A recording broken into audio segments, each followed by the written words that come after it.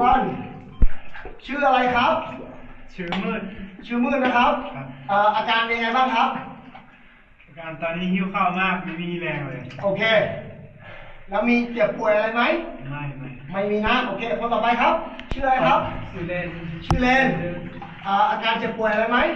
มีการเจ็บป่วยมีหิวข้าวสุดๆเลยหิวข้าวสุดโอเคใจร้ายคนไทยมาโอเคคนต่อไปชื่ออะไรครับ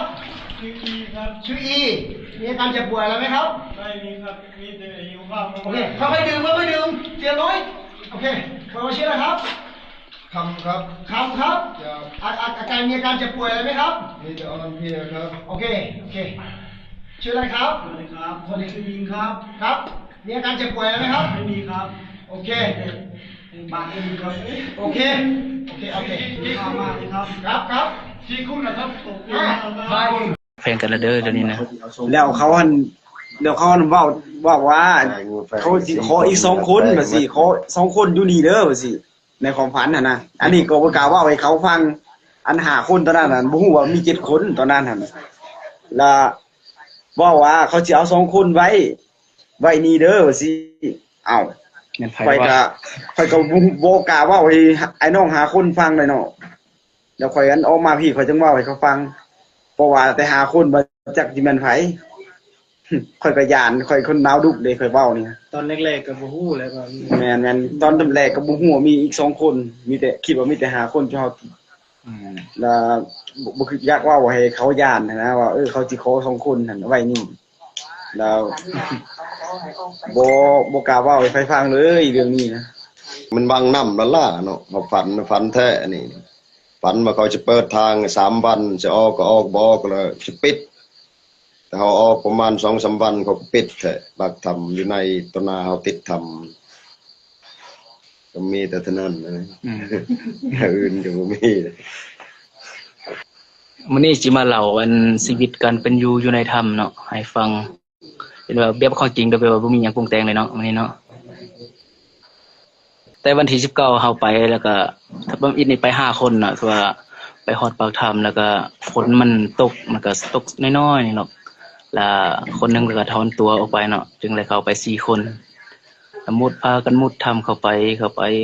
แล้วก็ชั่วโมงนึงจึงฮอดจุดหมายพุ่นน่ะเนาะไปฮอดอันจุดหมายแล้วก็แล้วก็เห็นจุทีมงานเขามืดแล้วหรือว่าผู้พานี่เนาะเฮ็ดคำอยู่อันบนนั่นแหละแล้วก็เขากำลังจะกลับอันเขามืดไปใส่คอมเมนต์เดี๋ยวตอบใต้คลิปเดี๋ยวคอมเมนต์เดี๋ยวเราจะเล่าอันแบบว่าหลายคนก็ยังฮู้เลยเนาะคอมเมนต์นี่ตอบใต้คลิปเนาะพอไปฮอดอันบอลที่เฮาอันจุดหมายที่ว่าเฮาจะเฮ็ดคำมันแล้วก็มีกลุ่มนึงแล้วก็ทีมงานนึงเนาะว่าทีมงานเขาผู้พานี่แหละเพราะว่าเขากำลังจะกลับแล้วเฮาแล้วไปพ่อเขาเจ้าแล้วก็เฮาก็จะเฮ็ดบอลเขาเจ้าเฮ็ดนั่นแหละสิกันไปอยู่แต่ว่าที่เราแต่ต้นเลยเนาะเราแต่ต้นเลยเพราะว่าเขาแล้วก็กำลังจะกลับแล้วเราจะไปเฮ็ดโตแต่เขาเจ้าบ่ให้เฮ็ดนี่นะอันถือว่าเป็นกระแสดราม่าที่ผู้พาเว้านี่แหละกำลังเตียนเขาเรื่องนี่เนาะแล้วอันทีมงานเรามี5คนแต่ว่าเขาเจ้าก็กลับ4คนแล้วเขาเจ้ากลับแต่ว่าผู้พาในเราแล้วบ่กลับยานเฮาเฮ็ดซะใส่ให้แล้วมันงามเนาะก็เฮาแล้วตัดสินใจเฮ็ดอยู่ข้างๆเราหั่นแล้วเราก็เฮ็ดใส่ให้ตัวโดยที่บ่เอาเฮาเฮ็ดเนาะจะว่าโลภก็ว่าได้นะอันว่าจุเฮานี่โลภหมดทั้ง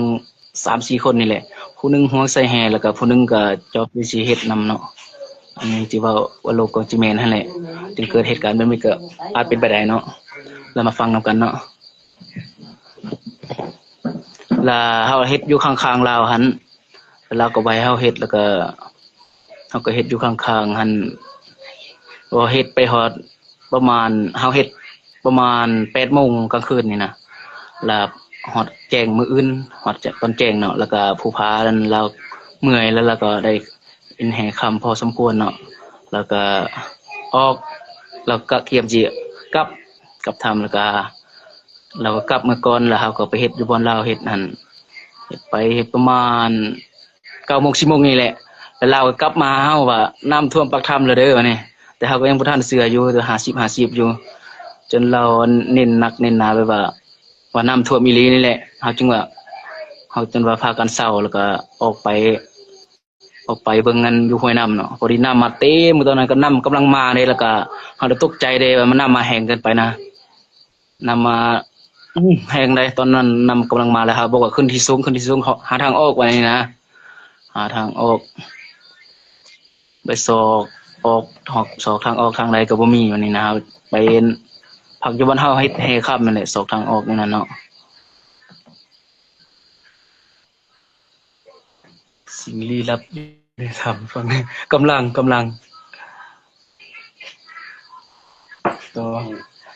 หลังจากที่ศอกเนาะศอกหานทางออกบ่ได้หั้นนะตอนมันฮู้ว่าน้ำท่วมแล้วเนาะตอนนั้นเนาะแล้วจากนั้นก็มาพักหลังจากนั้นบ่เห็นทางออกแล้วเนาะทางออกมันน้ำตันแล้วก็ได้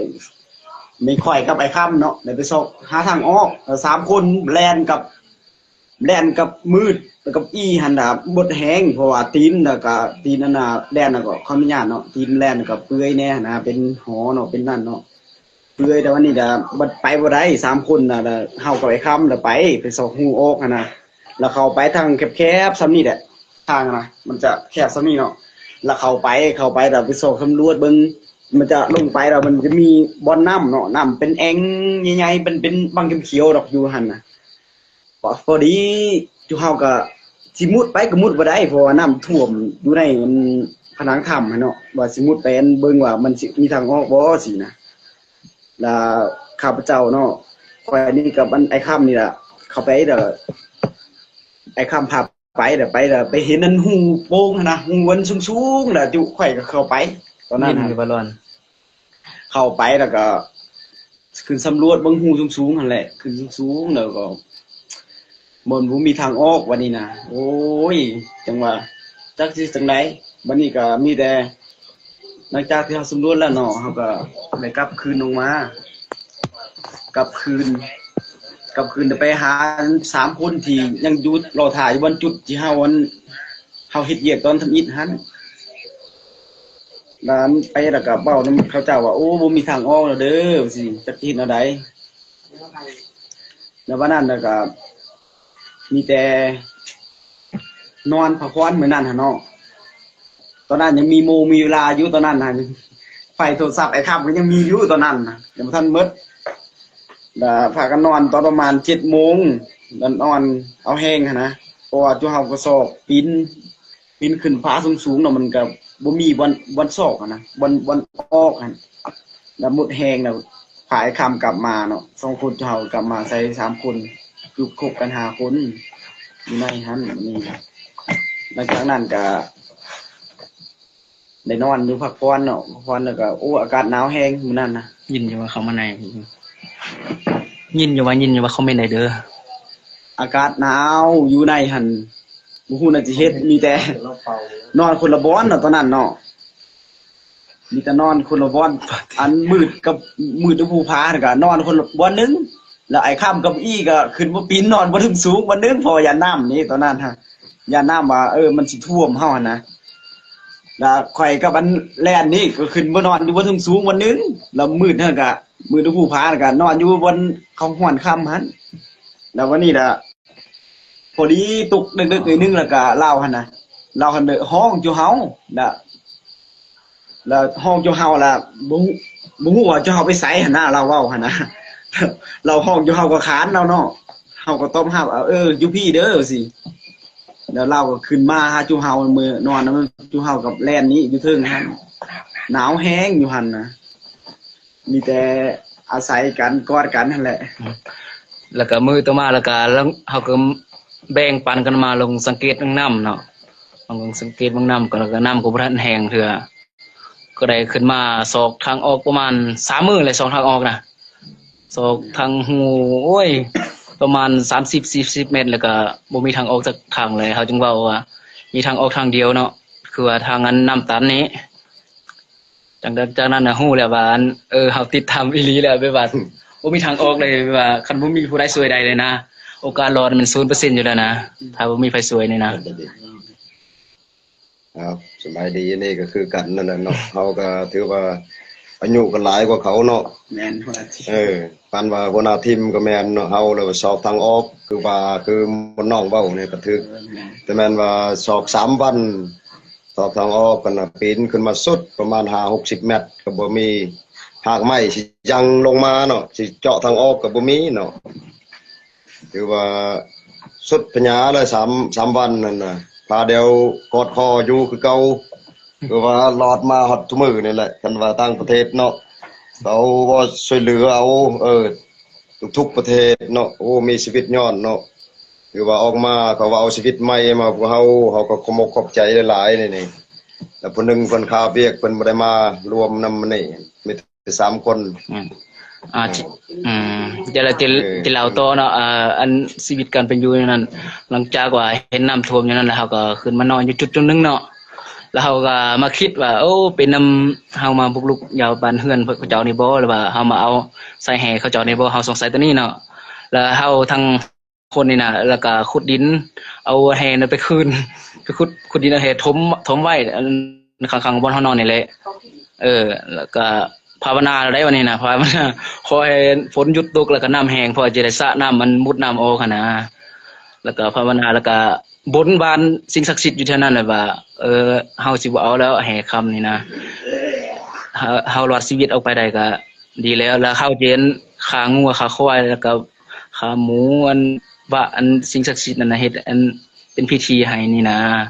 แล้วเฮาก็มานอนวันนี้เพราะว่าโทรศัพท์มันดับแล้วนอนก็จักว่าสิหลับสิตื่นนั่นแหละบ่ฮู้โมงฮู้เวลาเลยแล้วก็ต่อมาแล้วก็ออกไปสังเกตเบิ่งน้ำมันก็ลดลงหน่อยนึงนั่นแหละลดลงหน่อยนึงแล้วก็เพิ่นทั้งคิดฮอดลูกคิดฮอดเมียได้ทางไอ้คำเพิ่นว่าโอ้เฮ็ดนำลูกเฮ็ดแนวนี้บ่เฮ็ดแนวนี้อันเฮาวางแผนว่าสระน้ำบ่จึงมีโอกาสรอดได้ถ้าเฮานอนอยู่ที่เฮาสิตายซื่อๆบ่นี่นะเพิ่นว่าด้วยความจนปัญญาว่าคิดฮอดลูกคิดฮอดเมียนะสระน้ำเฮาก็เขาก็เห็นดีลองสระลงประมาณ10 นาทีเนี่ยตึงก็บ่แห้งแล้วน้ำมันไหลมาเป็นปกติอยู่แล้วมันขนานกันไปเรื่อยๆนะครึ่งชั่วโมงแต่ว่าสิแห้งไปหลายเติบเนาะน้ำก็บ่ลดลงแล้วก็เมื่อที่บ่นอนหั่นแหละก็เมื่อแล้วก็ปรึกษาเดียวบัดนี้นะโคมก็หมดไฟแล้วหมดไฟหลายอันเติบแล้วเพราะว่าแล้วปรึกษาแล้วใช้กัน2 คนไป2 ทางเพราะว่าไปเบิดทุกคนไปว่ามันโคมมันก็หมดไฟหั่นนะแล้วก็เฮาเลยแบ่งคนไป2 ทางคือมืดหั่นนี่มืดแล้วก็อิงแล้วก็เฮาเอาไฟฉายโฮมไฟฉายให้มืดกับอิงไป2 ทางออกเนาะเพราะว่าคันออกไหลแล้วคนมาช่วยคันออกได้ถือว่ารอดหมดทีมหั่นนะแล้วเขาก็มากอดคอและอำลาพาจากกันได้วันนี้นะบนวานสิ่งศักดิ์สิทธิ์ขอให้ปกปักรักษาทั้ง2 คนนี้เพื่อให้เขาเจ้ารอดเมื่อแล้วก็นำคนมาสวยนั่นนี่นะไปหลังที่เขาเจ้าไปแล้วเป็นอะไรอิงโอ้ยไปหั่นก็มืดเนาะผู้ผาเนี่ยก็2 คนเฮาก็ไปแล้วก็เข้าวันหูน้อยๆอันบ่เก่าหั่นแหละไปแล้วก็คิดว่าสิน้ำมันสิลงบ่มันเป็นแอ่งเขียวๆหั่นนะลงไปคิดว่าสิรอดไปหั่นน่ะแต่สุดท้ายมันก็ไปเบิ่งก็มันแห้งอยู่แต่ว่าเข้าไปในหั่นมันจะแห้งไปเนาะเดี๋ยวเข้าไปในหั่นน่ะ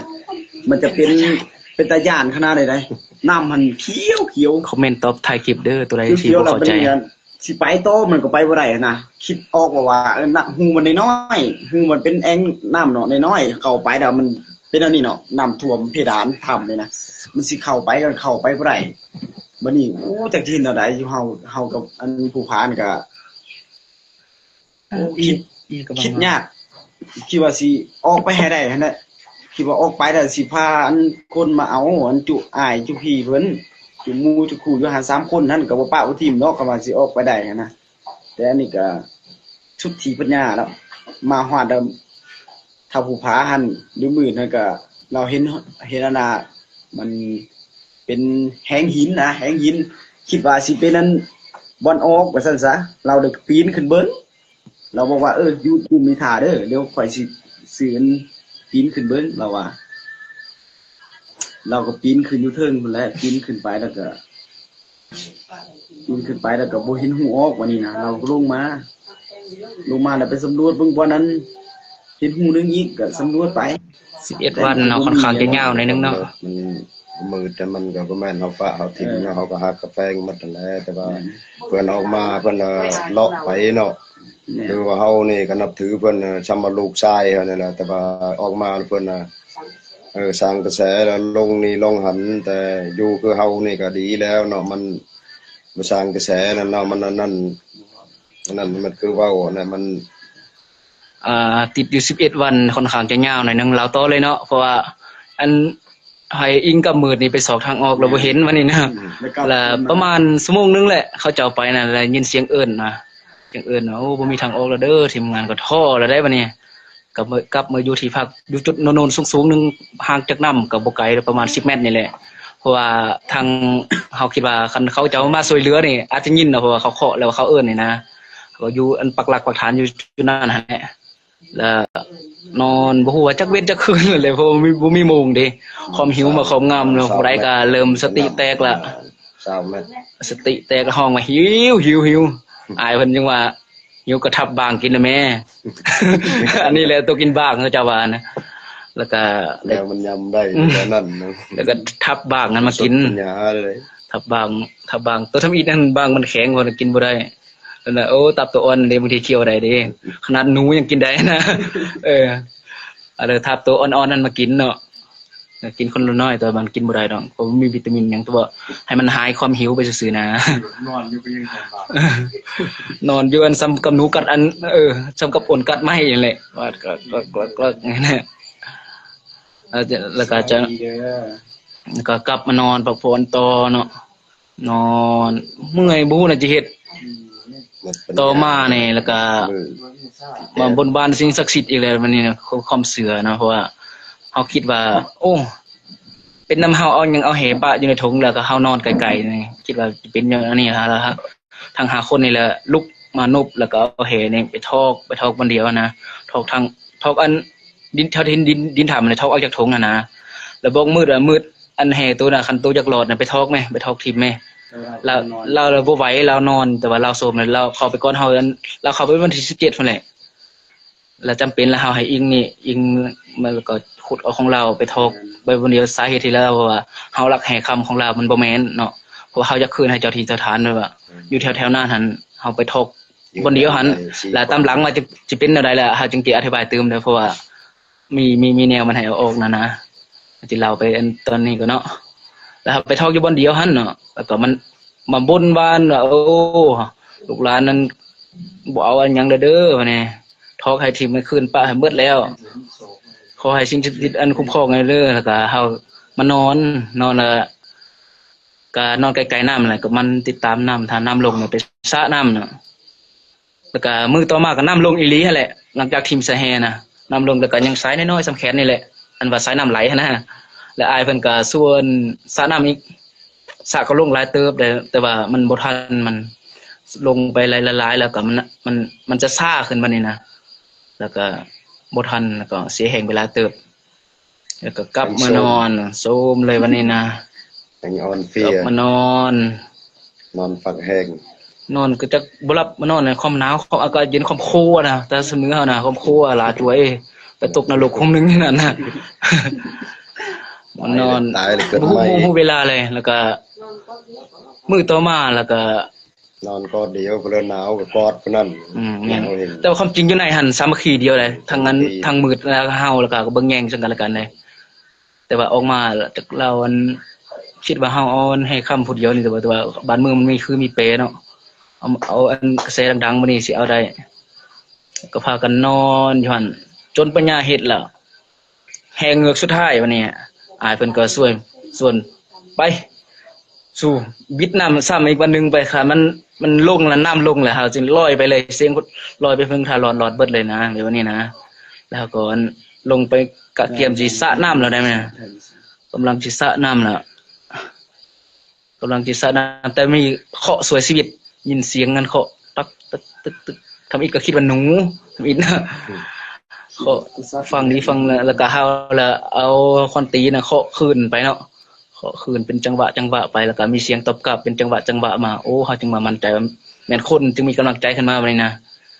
จึงมีกำลังใจขึ้นมาแล้วก็เคาะประมาณ5นาทีนี่แหละเป็นเสียงเคาะแบบว่าคนตอบอีหลีนี่แหละแล้วต่อมาก็มีน้ำขุ่นออกมาโอ้เฮามั่นใจร้อยเลยก็พากันมาถ่ายอยู่อันแคมป์น้ำหั่นบ่ บอนกูภัยมาเห็นเฮาหั่นน่ะมาทาอยู่หั่นโดนเติบเด้ สมองไป จักชั่วโมงทา10นาทีคือว่าโดนในการรอคอยทาโดนจนว่า โดน บ่ไหวแล้ว2คนจึงกลับมานอนอยู่พุ่นแล้วมีแต่เฮากับไอ้คำกับมืดแล้วก็สังเกตการช่วยเหลื สอง อ คนเฮาเนาะ สาม แล้วต่อมาจึงยินเสียง บ่มืดก็อยู่น้ำสูน่ะ2 คนกับนี่ ต่อมาจึงยินเสียงนั้นออกซีเนาะออกซีนักกู้ภัยเข้ามาตรวจเสียงดังบักแฮงมันตองฟ้าเด้เสียงค่ำอยู่ในเนาะ แคบ 4ก็ดำ อ๋อเฮากับไอ้ค่ำมันนั่งอยู่แคมป์น้ำเนาะวันนี้ ตื่นเลยวันนี้ คิดจะแม่น2เสียงแม่นพญานาคกับนักดำน้ำนี่แหละความตื่นนะดีแต่ว่าบุดขึ้นมาแม่นนักดำน้ำเนาะแล้วก็เป็นคนไทยแล้วก็คนฟินแลนด์นะฮะโอ้ยความอัดใจมา 7-8 มื้อแต่ว่าเฮาความจริงนั้น 7-8 มื้อแล้วเขาคิดว่า10ปลายมื้ออยู่ในหั่นนะความหิวและความทรมานแล้วก็เป็นอย่างที่เฮาคิดนั่นเด้ว่าโอ้คันมีคนไทยหรือว่าคนต่างประเทศมาช่วยจังสิได้เพราะว่าการกู้ภัยครั้งนี้มันยากเพราะว่าเป็นตามที่เฮาคิดความภูมิใจความอัดใจออกมาระบายให้ออกมาเบิดเลยแล้วก็เอิ้นจุยิงกับอีนอนอยู่เทิงลงมาผู้ใดก็ให้ดังที่เห็นอยู่ในคลิปนั่นแหละนั่นเนาะแล้วเพิ่นก็เอาน้ำเกลือแฮแล้วก็เอาของเหลวที่มีวิตามินเพิ่นบ่ทันให้กินอิหยัง 2คนนั่นดี ไว้ตอบท้ายคลิปเอาของเหลวเอาหยังมาให้เนาะว่าโอ้แล้วมื้อต่อมาเพิ่นจึงเตียนกู้ภัยอันทำการช่วยเหลือเนาะเฮาก็กลับมานอนได้มันมีความดีใจ แม่น ต่อ หลังจากกันกู้ภัยเห็นแล้วเนาะเฮาก็ตอนนั้นทันเข้าใจบ่ว่าอันช่วงท่านบ่เห็นกู้ภัยหั่นนะมันนอนท่าความตายความหวังบ่มีหยังแล้วความหวังหั่นนะ 0% แล้วหลังจากที่กู้ภัยแล้วเฮาก็ยังมีหวังเห็นแล้วเห็นอันเฮาก็นอนท่าความหวังบัดนี้น่ะก็ยังนอนหลับแน่ตอนนั้นยังบ่ทันนั้นเห็นนั่นน่ะโอ้ความหวังนี่บ่มีเลยว่าจังได๋ก็คือสิตายนั่นแหละจักผู้ใดสิตายก่อนหรือตายหลังเท่านั้นแหละจังว่าโอ้ยดีแต่มียังบุญยังมีแต่เขามาช่วยเอาหั่นบ่ว่าแต่ทีมใดเนาะมาช่วยเอาก็ขอใจนำเพิ่นนะ ยังบ่จบเลย กินข้าวกินน้ำมันนั่นน่ะบ่ได้กินได้ตอนนั้นบ่ทันเห็นกู้ภัยหั่นมีแต่กินน้ำเนาะกินน้ำประทังชีวิตเนี่ยน้ำนี่แหละ ภายหลังที่เห็นนั้นกู้ภัยมาแล้วก็ดีใจแล้วก็ขึ้นมานอนอยู่บนเก่าเพราะว่าเราทาการช่วยเหลืออยู่เนาะแล้วก็ขึ้นมานอนอยู่จุดเก่าแล้วก็ดีใจแฮงเลยว่าเฮาจะนั่งร่มกันเมื่อคืนนะหรือว่าบ่หลับบ่นอนเลยนะผู้ใดก็ดีใจแฮง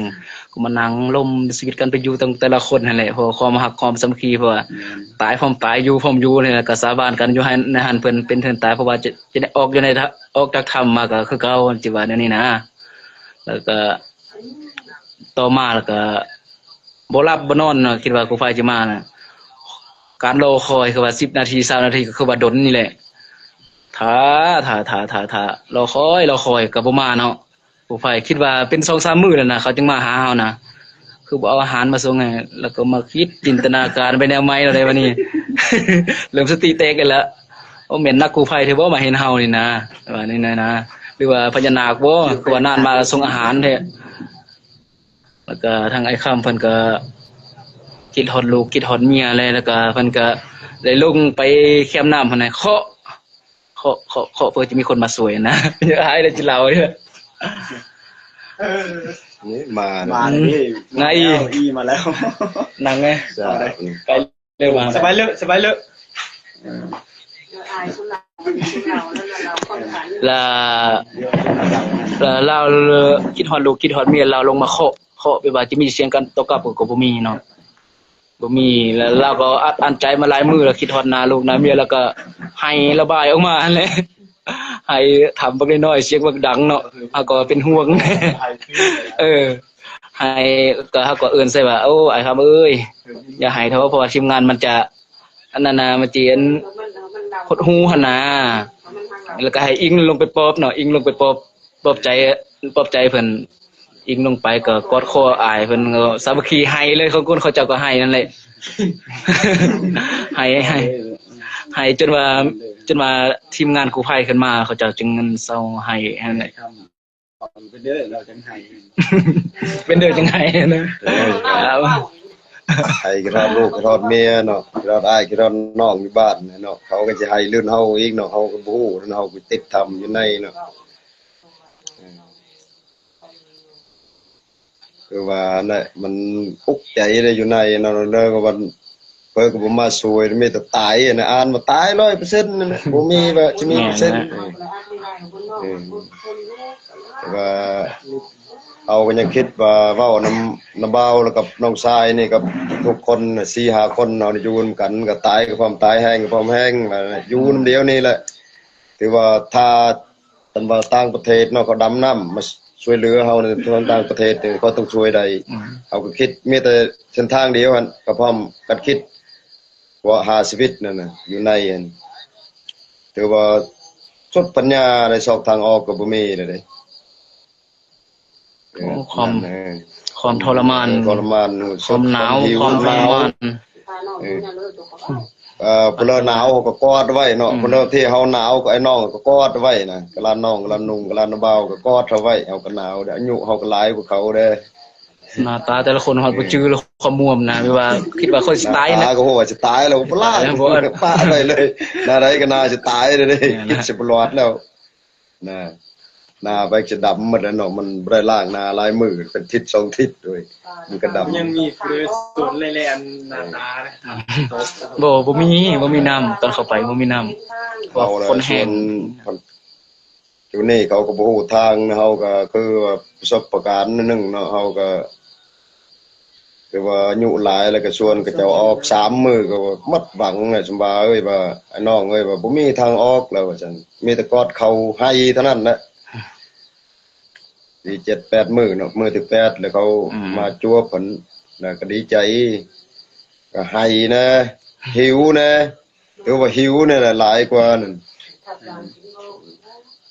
จนได้ทับบางกินนั่น ทับบางก็ได้ทับแท้แต่มันกินบ่ไหลก็เว้าน่ะกินปุนเล็กละน้อย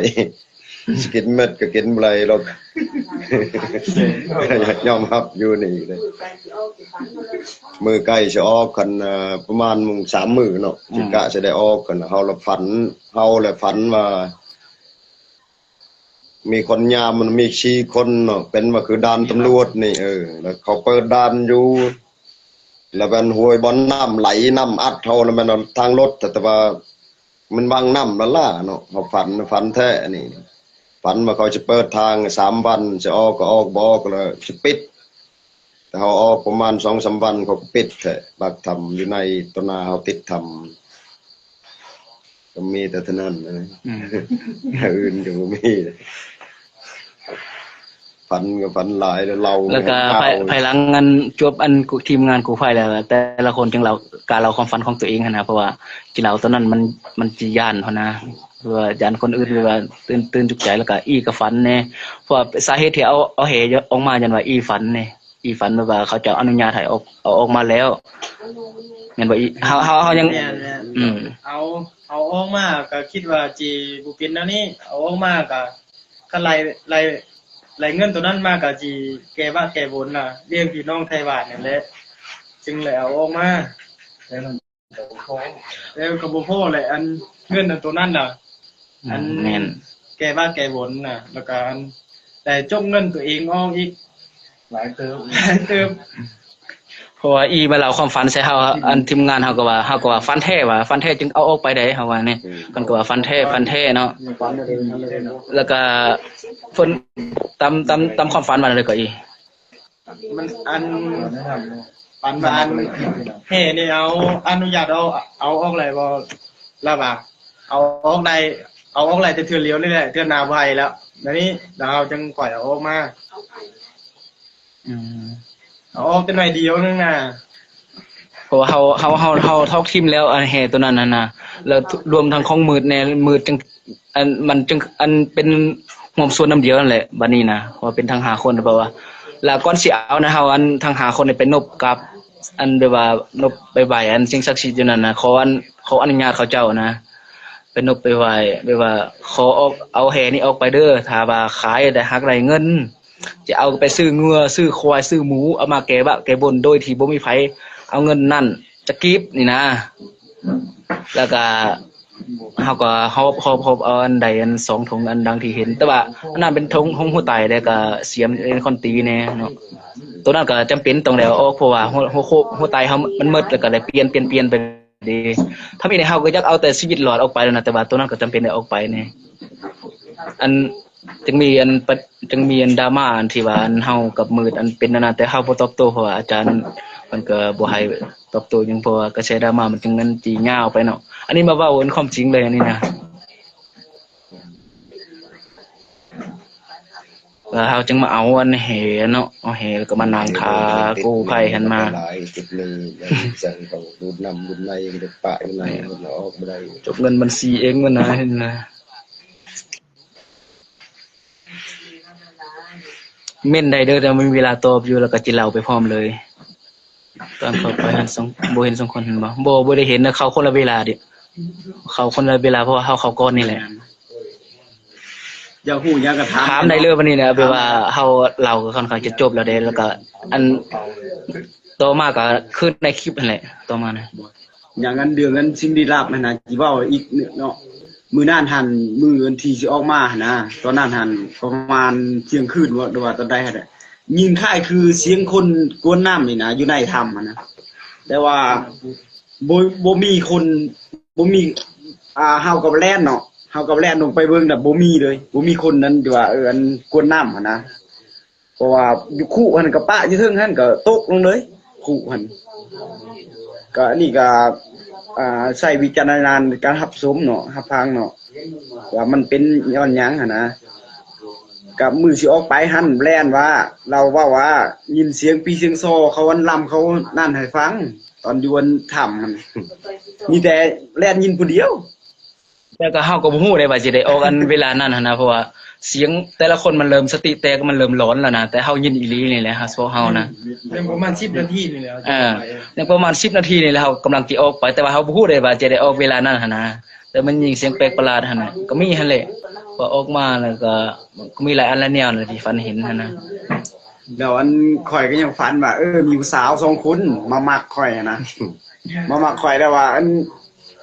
มามักข่อยว่าจะเอาข่อยเป็นผัวอันอยู่ในถ้ำหั่นว่าสิเอาข่อยเป็นผัวว่าเป็นผัวก็อย่าแต่ข่อยขอมือก่อนข่อยสิมื้อแล้วข่อยบ่อยากอยู่นี่นะมันหนาวข่อยเว้าในความฝันนั่นแล้วเขาล่ะแต่งอาหารให้ข่อยกินในความฝันนั่นข่อยจึงรู้สึกว่าหิวข้าวหลายหั่นน่ะตอนนั้นน่ะยังบ่ทันเจอกู้ภัยดอกข่อยฝันหั่นน่ะแล้วในฝันนั้นแล้วก็บัดนั้นน่ะข่อยถามว่าทางออกนี่มันมีทางใดแน่ว่าสิแล้วบ่มีทางออกเลยบัดนี้น่ะแล้วว่ามีทางออกทางเดียวเขาแนะนำให้ทางออกก็คือทางนั้นออก แน่นแล้ว ไปออกมา ไปนำกันแน่นอน ทางออกอะไรทางออก แม่นทางอื่นน่ะบ่มีเราว่า โดยฮักแพงกันละเด้อเดี๋ยวนี้นะ แล้วเขาเว้าว่าเขาสิขออีก2คนว่าสิขอ2คนอยู่นี่เด้อว่าสิในความฝันน่ะนะอันนี้ก็บ่กล้าเว้าให้เขาฟังอัน5คนตอนนั้นน่ะบ่ฮู้ว่ามี7คนตอนนั้นหั่นแล้วเว้าว่าเขาสิเอา2คนไว้นี่เด้อว่าสิอ้าว เงินไผ ข่อย ว่า ก็บ่กล้าเว้าให้ไอ้น้อง5คนฟังเลยเนาะแล้วข่อยอันออกมาพี่ข่อยจึงเว้าให้เขาฟังเพราะว่าแต่5คนบ่จักสิแม่นไผข่อยก็ย่านข่อยคนหนาวดุกเด้ข่อยเว้านี่ ตอนแรกๆก็บ่ฮู้เลยว่า แม่นๆตอนแรกก็บ่ฮู้ว่ามีอีก2คนมีแต่คิดว่ามีแต่5คนเจ้าแล้วบ่คืออยากเว้าให้เขาย่านนะว่าเขาสิขอ2คนหั่นไว้นี่แล้วบ่กล้าเว้าให้ไผฟังเลยเรื่องนี้นะ พี่น้องสาวมันจะฝันเห็นนั่นแหละ โอ้น่าสิมีอันอยู่ติบ่ แล้วก็อันตัวกระแสดราม่าที่อันผู้ฟ้าเว้าหั่นก็บ่มีความจริงเนาะเพราะว่ามันเราแบบว่าเขาไปแล้วนอนตลอดนะเราบ่ฮู้อีหยังเลยเพราะเขามาเฮ็ดพิธีหยังก็บ่ได้มาเฮ็ดนำเลยก็คืออันเว้าหั่นแหละ โว้ยเว้าโดนน่ะมันนอนฮู้หยังมีแต่คน เนี่ยแหละ คิดว่าจะตายแล้วนะ คือเขาเว้านั่นแหละ มีแต่นอน โอ้คันว่า ลุกก็บ่จึกลุก ว่ามันเขาเป็นข่าวดังนั่นนี่นะเฮานี่ไปเอาให้คำมาเอามาแท้ แต่ว่าเฮายังครอบครองไว้เป็นไปบ่ได้ดอกที่เฮายังมานั่งอยู่นั่นนี่นะบ้านเมืองก็มีชื่อมีเปแต่ว่าเราบ่มาเข้าร่วมพิธีงานอีหยังต่างๆเลยนะแล้วจึงนั้นเข้าใจผิดว่าเฮารักเอาผู้เดียวแล้วโอ้ยเงินซ้ำนี่ยังใช้หนี้บ่พอยังจะเอาผู้เดียวอยู่เนาะ แม่นอันเขาบอกว่าคำเสนอใครบ่มีความจริงเด้อพี่น้องเด้อ ตัวนั้นว่าสิว่าสิตอบอยู่แต่ว่ายันเป็นกระแสดราม่ายาวๆไปนะเรื่องมันก็บ่จบสิ้น รวมไปถึงดินถึงทรายน่ะสำนั้น ถามได้เลยตอนนี้ก็เรากำลังจะจบแล้วแสดงว่า ตอนออกมาหั่นนี่ ไป ไอ้คำเว้าซะตอนออกมาหั่นเนาะ นั่นเนาะ ตอนออกมาแล้วก็เขาดูดน้ำออกเนาะดูดน้ำแห้งแล้วก็เฮ็ดช่องฟางสำนี้เนาะเอากระดำออก2-3เทื่อจังฮอดมันมีบ่อนหันใจเนาะเฮาขึ้นหันใจแล้วก็ดำออกอีก3เทื่อแล้วเทื่อที่3น่ะดำนี่แล้วไปฮอดใดเนาะฮอดใดแล้วก็ดำช่องก้อนหินอันนี้ก็ขึ้นเมื่อบอนตาดสูงนั่นนบ่น้ำลงอัด ใจเด้อ ใจเด้อมีแต่ตัวนี้แต่มือออกก็ออก4คนแท้ แม่นแล้วกังวลเนี่ยเพราะเฮาก็บ่ได้ฟันหยังอยู่ในถามเฮาก็ว่าเขาบ่ได้ฟันหยังแล้วก็ถามมืดว่ามืดตัวก็ฟันหยังคือเขาเด้อว่าแล้วก็บ่ได้ฟันเด้อว่า บ่ได้ฝัน แต่ว่าเราออกมาแล้วเราว่ามีแต่ความฝันนั่นนะแต่ว่าเราว่าอาจารย์เฮาย้านอันนี้นะแต่ว่ามันเราความฝันเขาอินกับไอ้คำนี้แล้วก็ไปมีกระแสดราม่าเนี่ยเพราะว่าเราเอามาเราความจริงอะบ่มีว่ายังมีกระแสด ใน รา หั่ ม่าน คือสิมีให้ได้ผี ถาม นั่นน่ะมึงบ่ ถามแล้วถามผู้ฟ้ามันบ่ได้ฝันหยังมันโอ้ยคนลุกมันก็ไปลุกนะคิดจะตายก่อนเฮานะ ขนาดน่ะแบบว่าออกซิน่ะไม่มี2ถังเนาะลาวนี่บ่สบายลาวจะอดบ่ไหวแล้วก็เฮานี่แบ่งผู้พาในลาวจะบ่ไหวแล้วเฮาเอาผู้พาออกก่อนเนาะ ส่งออกก่อน แล้วก็ผู้ที่2แม่นไอ้คำเพราะว่าเพิ่นคิดฮอดลูกคิดฮอดเมีย ออกบ่ได้ แต่ว่าออกบ่ได้ย้อนคำสัญญาสิว่าออกไปพร้อมกันบ่หรือว่าเราใส่ออกซิบ่เป็นบ่นี่นะเลยออกบ่ได้ยังค้างอยู่4คนหั่นนะบ่แม่นว่าโอ้สมพ่อมือทิ่มแหนน่ะจะออกไปได้มันบ่แม่นเพราะว่าเฮาสิละให้เราออกก่อน สละเอากันออกก่อนนะผู้ฟ้า เพราะเราก็บ่ไหวแท้ แต่ แล้ว แต่จริงมันเปลือก็จะออกเนาะแต่คือเว้า โอ้ยไปบ่อยากออก คนนั่นเว้า2คนนั่นต่อคอมเมนต์เขาได้วันนี้นะถึง2คนเลย แม่นแล้วฮักแข่งเดียวนี่เราชีวิตมาได้ดีที่ใจที่สุดแล้วนี่ เดือ2คนหันยังบ่ฮู้เด้อฮู้ชะตากรรมตัวนี้นะยังบ่ทันฮู้ข่าวหยังเพราะว่ากู้ภัยเพิ่นก็ถอนตัวออกหมดแล้ว มีแต่ภาวนาให้มีสิ่งศักดิ์สิทธิ์อะไรคุ้มครองเขาไว้นะจูคอยก็ยากให้เขา2คนนั้นออกมาสุดเลยตอนนี้นะ ก็จะปลอดภัยก็แต่เฮานั่นแหละแต่จำเป็นเนาะมันบ่เห็นฮอดมื้อนี้เนาะเดี๋ยวก็ออกหมดทุกคนนั่นเบิ่งไปข้างไปค่านั่นเนาะเอาก็เห็นใจอยู่ลูกเมียก็รอคอยทุกวันเนาะเอาก็โอ้มื้อมาแก้บะแก้บนเนาะก็โอ้ไขทางก็เจ้าออกเด้อเฮาก็นบเจ้าที่เจ้าทานหันหมดทุกวิธีแต่เฮาก็ช่วยเหลือ2คนนั่นแต่ว่า สิออกมาสิบวชให้ วันสุดท้ายมาก็รอทาคู่มือนี่ก็บ่เห็นเด้ออกมาแล้วก็เฮาก็ไปปลุกปืนอยู่หมอแล้วก็กลับมาเฮาก็ยังได้ช่วยเหลือเนาะกู้ไฟ 2-3 มื้อคนเครื่องคนของ โอ้แต่หมอมา 4ลงมา4คน เพราะว่า2คนที่ติดนั่น ตาม เป็น มื มื อ อ ก็ เฮา บ่ เนี่ เห็ ย นอยู่ เขาก็อยากช่วยเต็มที่ เพิ่นบ่ได้ช่วยเวียกกู้ไฟ เห็นคนเอาของอยู่ของกินเอามืออยู่แต่ แม่นแล้ว ส่งเขาส่งน้ำเอาไปเห็น มืดแน่ไปส่งนะเพราะว่า แต่เฮาก็เอามือคือกันนะแต่บ่ได้เอาลงคลิปแต่เฮาก็เอามือคือกันเขาน้ำเมื่อตอน บ่เห็นเขาคนละเวลา เขาคนเวลาเอาเมื่อสวยกลางเป็นกลางคืนนำได้เมื่อสวยเวียกกูไฟ สื่อวีกู้ภัยก็ออกมาก็แข็งแรงนิดนึงก็มือสื่อเวียกแบกกันทางออกซิเจนได้ไป ลาบแล้วเข้าไปแล้ว คิดอะไรนั่นลาบแล้ววันนี้ เขาช่วยเหลือเอาชีวิตมาหลอดหนึงมันยังไปแล้วมันยังเข้าแล้วโหนี่ลาบละ แล้วก็แจ้ง ลาบเจ้านี่ มื้ออื่นสิออกเดินทางไปแขวงไสยสมบูรณ์แล้วทั้ง4คนนี่จะไปบวชเนาะไปบวชอันยวนวัดอันผู้เงินเนาะ คือสีอัน คือที่ เมื่อสิทำบุญ โดยแม่นแล้ว มื้อนี้มาห่วมเด้อมื้อนี่จะไปแล้วมื้อนี่มื้อจะเดินทางอยู่ไกลแน่ไปอยู่แข็งชัยสมบูรณ์เนาะพุ่นล่ะ ถึงสีจะหาย รวมอุทิศบุญกุศลนั้นนำเด้อผ่านทางคอมเมนต์ก็ได้แล้วคืนคำว่าสาธุก็ได้อันร่วมบุญนำแล้ว โดยที่บ่ผ่านบัญชีนะครับผ่านทางคอมเมนต์ก็อวยพรให้ก็ดีใจแล้ว แม่น เกิดใหม่ดีใจนำเด้อโดย